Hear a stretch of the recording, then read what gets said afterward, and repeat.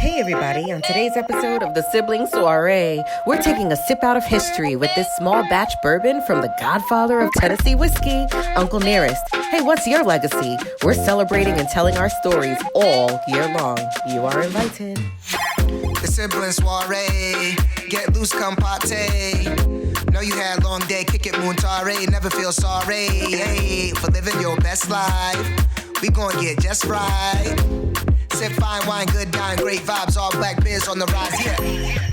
Hey everybody, I'm Lucinda. And I'm Eric. And welcome to the Sibling Soirée, a space where we sample and support Black-owned food and beverage companies. That's right. And what better time to support and celebrate Black-owned food and beverage companies than Black History Month? Black History Month. Come through. Listen, the reality is we know that they've shortchanged us in terms of giving us the shortest month of the entire year. Yeah. But we're going to celebrate Black History Month all year long. All year long. Look, forget the month. This is a time where we really hone into like celebrating and educating and putting it out there. But Black History Month is not a month. It's all year long. We're doing Black History all year long. All year long. Right. And, but I think, it's important to particularly talk about the fact that there are some institutions that really do limit it to just February, right? I think about growing up in a space where we didn't really talk about Black history. I was fortunate enough to have experienced an HBCU. Like in school and stuff, but younger. To have talked about it. Before that, it was limited to John Washington Carver and a couple of things, and that was the end of it. And so I really remember being like,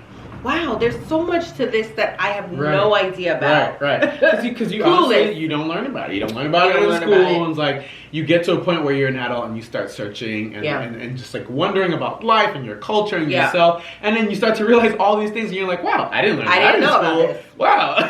Nobody told me. I might have paid more attention in school if they told me this. Definitely would have paid more attention. And I think that's my interest around history now, right? Because I suddenly was exposed to things that I wasn't exposed to in my earlier days. Agreed. So shout out to all the teachers, all the educators who are making it a point to teach their students about Black history. Right. Talking about Uncle Nearest and Uncle Nearest bourbon and whiskeys and just Uncle Nearest's story in general is really taking a sip out of history. I love that. Yeah. That's such a great term.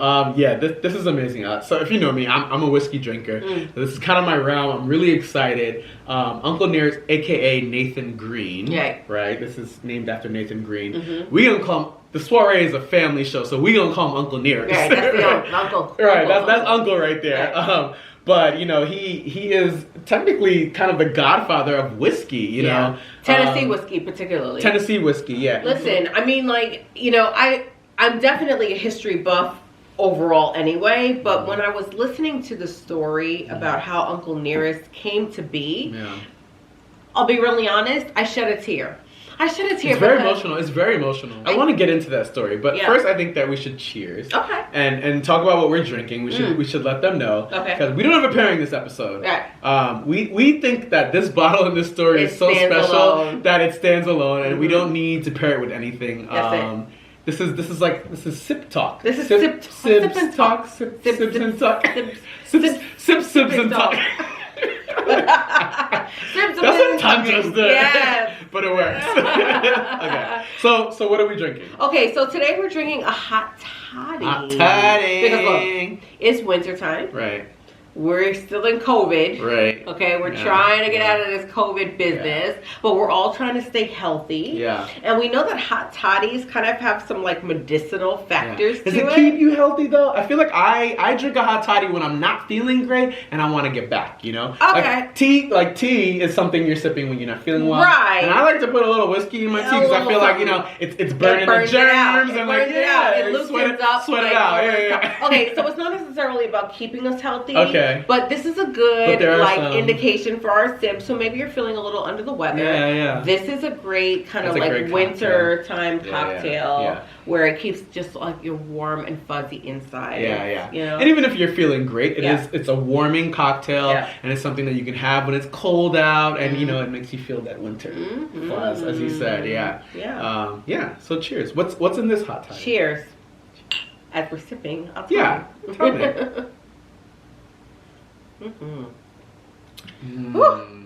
All right, so this hot toddy was super easy to put together. Essentially, what I did was I boiled some water. Within the water, I put some ginger within there. You can either use, I like organic ginger because organic ginger is a little bit stronger. But you can use ginger but if teabags, you want to make it easy, you just use some ginger tea bags. And then after boiling the ginger tea bags, you put a little bit of lemon juice, some cloves, a little bit of honey, and some cinnamon sticks, and then ultimately our star of the show, which today is going to be Uncle Nearest bourbon. And then you just let that steep for a little while, and you've got yourself a nice, hot, toasty hot toddy. Yeah, it's delicious. Yeah. When you're talking about the story behind this bourbon and Uncle Nearest, right? You get a little clove in your mouth. I'm gonna clove. Yeah. So tasty though. Great garnish, but don't swallow those pieces. Don't swallow. No, just like the story behind the whiskey, and like you know, we all have our whiskey brands that we know and love, and you know that some are more popular than others. Right. And this one, though, actually, these bottles are fairly new because in the last few years the story was realized and then like came to fruition. They decided to reimagine this brand and bring it to life. They told this story. But when you really go back, Uncle Nearest was a slave. Yeah. You know, he was a slave, and he was working at a distillery that a pastor owned. A pastor slave owner, right? Okay, which was like in itself, like let's just get into that moment for a second. Yeah. Like what? And so the pastor, the reverend, was like, you know, making whiskey, and people in the town didn't really like it too much. They didn't like it. So he had to sell it. He sold it. Yeah. But Uncle Nearest was the head whiskey maker at this distillery, and even as it sold, he stayed on. Yeah. Fast forward after the war, they got his freedom. Right. And he still stayed on as the head distiller. Right. Well, emancipation happened. Right. And during that time, the slave owner hired an apprentice. Yeah. And so when he hired the apprentice, he kind of told him a little bit about what he knew. A young Caucasian kid. Young white man. Right. You know, it was like, oh, okay, I'm going to teach you a little bit about I know. And by the way, let me introduce you to the guy who's been telling everybody about how to make whiskey in our town, a.k.a. Uncle Nearest, right? And so Uncle Nearest... Not just telling people how to make whiskey. No, the guy who's been making the whiskey. Everyone knew him to make the best whiskey, the best, smoothest whiskey, okay? Right. So we're talking Lynchburg, Tennessee. Yeah. You know, back in slave days. Yeah. And a slave was regarded as the best whiskey maker. Yeah, yeah. That's already in itself when he had his freedom, him and his family, this was essentially what made them well known within their community. Yeah. Everyone knew them for being the best whiskey makers. Yeah. And they were regarded, they were respected for that fact, right? And good tasting whiskey at that. Yeah, the best in the area. Right.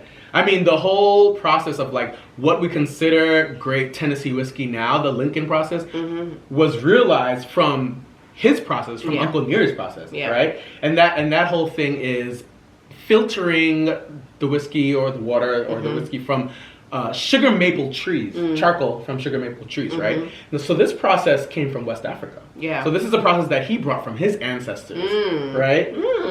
Fast forward, this boy who came to work at the distillery, you know, this white male,